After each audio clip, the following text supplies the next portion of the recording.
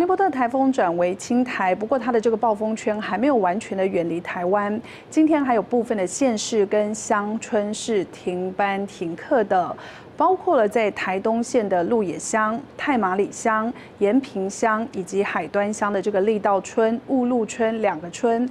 今天呢是停止上班上课的。另外还有像是连江县、金门县两个县市呢全县今天是停止上班上课。